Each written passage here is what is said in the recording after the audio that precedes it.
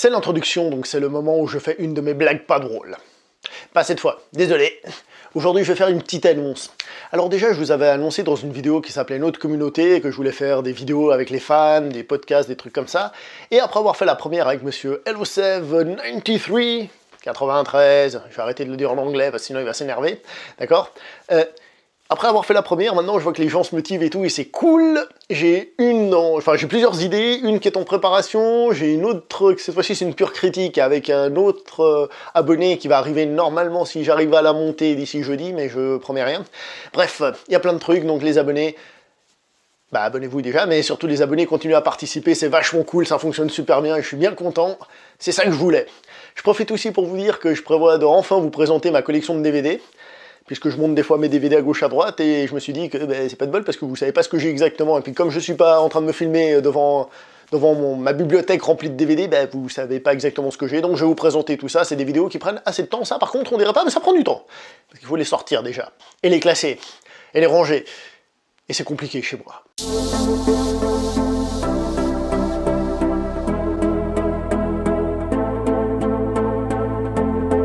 Bonjour à toi très chers spectateurs et bienvenue pour cette nouvelle critique en post-projection. Il va être aujourd'hui question de Game Night, une comédie américaine qui sort et je trouve que ça fait du bien, une bonne grosse comédie qui est censée sortir, c'est cool de voir ça.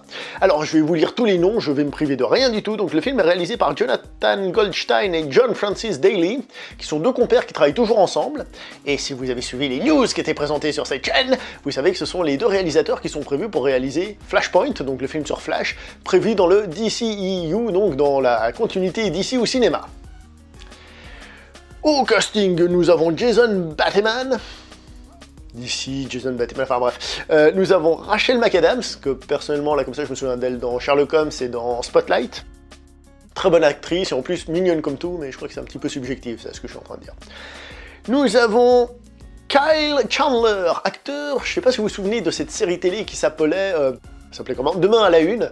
Vous savez, c'était le jeune qui, tous les matins, un chat lui apportait le journal du lendemain, ce qui fait qu'il avait dans son journal les choses qui allaient se passer ce jour-ci. Vous vous souvenez de cette série télé? Pour être tout à fait honnête, je l'ai pas vraiment regardé, mais voilà, c'est lui. Après, au cinéma, je crois, si je dis pas de bêtises, qu'il était dans Super 8. Je crois qu'il faisait le papa. Et il était dans Zero Dark 30, où il faisait un mec du bureau, je crois, qui emmerdait le personnage principal. Bref. C'est lui, si jamais, voilà. Hein. Et en pagaille, nous avons aussi Sharon Horgan, Billy Magnussen, Lamorne Morris, Kylie Bunbury, pardon, Jesse Plemons. Voilà, il y a beaucoup d'acteurs, c'est normal, c'est un film avec plusieurs personnages et tout, donc au moins les citer, mais pour dire qu'il y a un petit casting. La note que je vais donner à ce film, c'est un petit peu compliqué, parce qu'en fait c'est un film un peu étrange. Je trouve qu'il réussit des choses qui n'étaient pas importantes, des choses que normalement un film devrait rater, un film du genre, et il rate ce que le film devrait réussir. Donc c'est un film un peu schizophrène. Moi je vais lui donner la note de 6 sur 10 seulement. On va commencer donc par parler des acteurs, tout le casting que j'ai cité tout à l'heure, et j'aimerais vous dire qu'ils sont tous très très bons. Surtout j'ai trouvé le duo principal interprété donc par Jason Bateman et Rachel McAdams, les noms comme d'habitude. Je trouve qu'il y a vraiment une sympathie, il y a une énergie, il y a quelque chose qui se dégage, mais en plus, ils jouent bien, franchement, il n'y a pas de souci à ce niveau-là, je les trouve très très bien. Ça, c'est au niveau des acteurs. Maintenant, on est dans une comédie, mais c'est une comédie aussi qui lorgne un peu du côté de l'action. Et là, c'est à double tranchant. Alors, soyons clairs, une comédie d'action, c'est pas l'arme fatale, c'est-à-dire c'est pas un truc qui a de l'action et de la comédie, et les deux sont au même niveau. C'est surtout de la comédie, avec un peu de trucs qui pourraient se rapprocher de l'action, plutôt des petites courses-poursuites ou des choses comme ça. Le problème, c'est qu'au niveau de la comédie, si j'ai en effet fait des... de temps en temps, j'ai pas rigolé.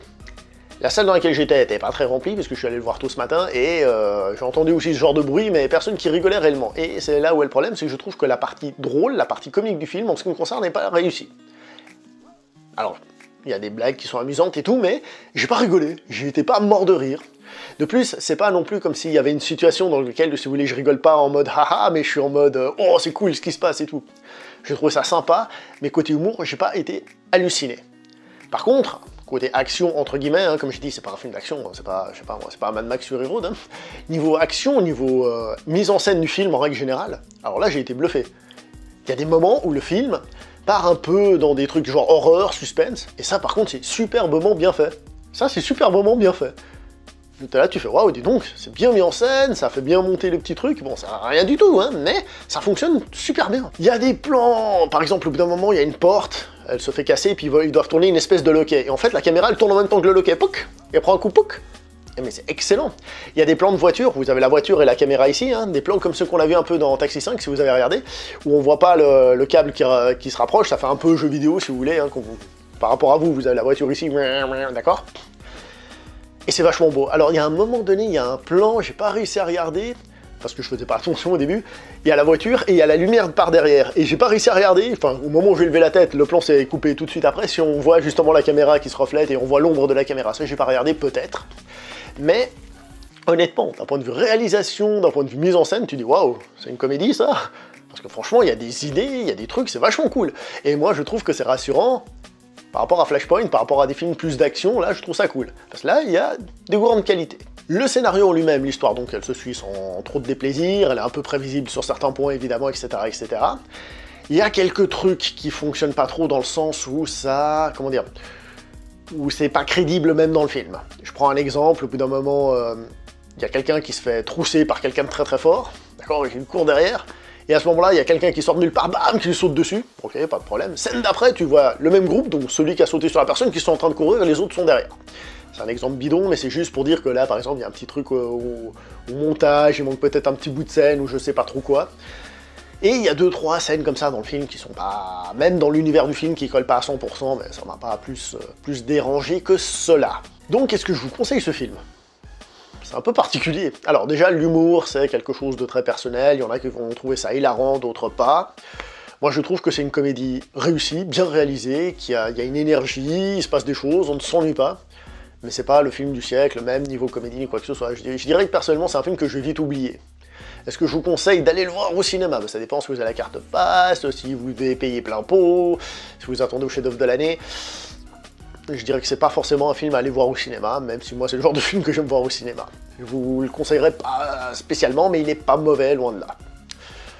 Je vais m'arrêter là pour cette vidéo, parce que voilà, sinon après on rentre dans le racontard de l'histoire. On se voit prochainement pour une prochaine vidéo. Portez-vous bien. Ciao tout le monde.